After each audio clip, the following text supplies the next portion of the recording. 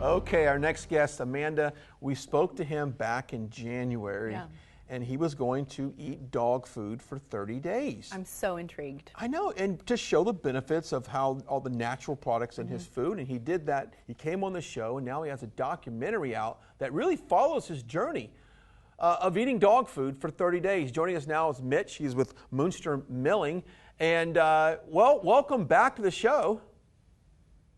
Yeah, thanks for having me. Okay, so let's go back in January. You started this documentary, kind of showcasing your product. What's the takeaways from it?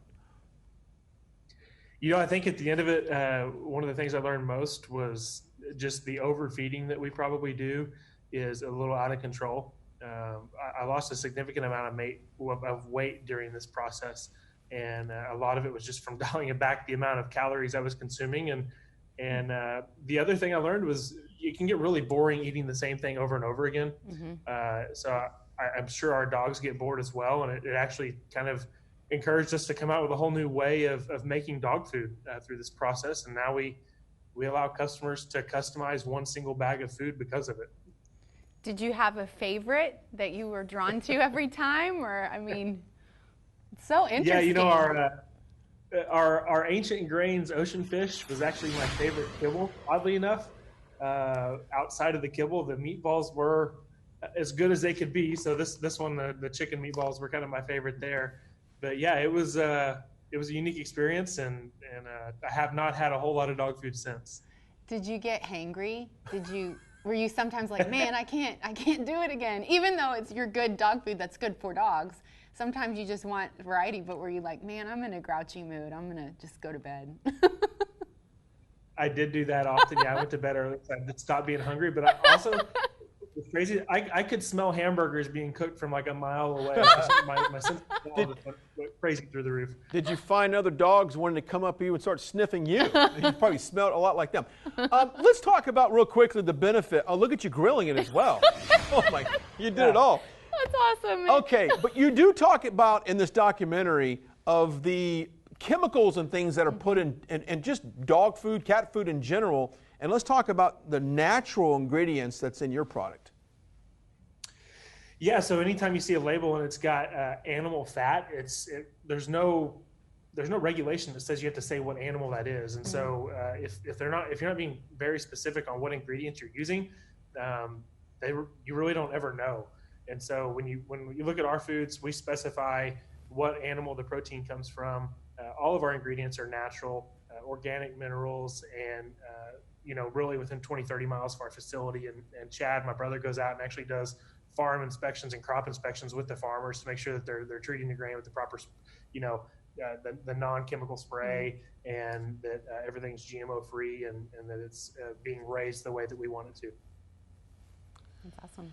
Let's talk about the publicity you've gotten from this. You've been picked up by the national media.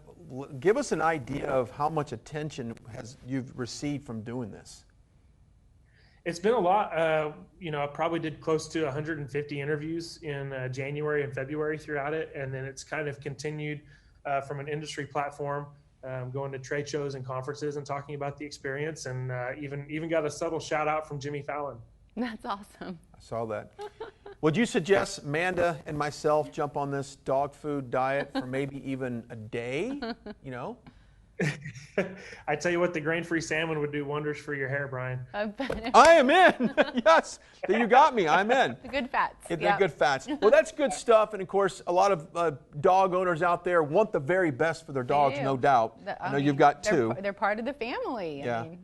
Yeah. Keep them healthy, right? Absolutely. Yes. I want Elvis and Pippa very well fed. Yeah. Well, Mitch, you're a great guy / dog for doing this.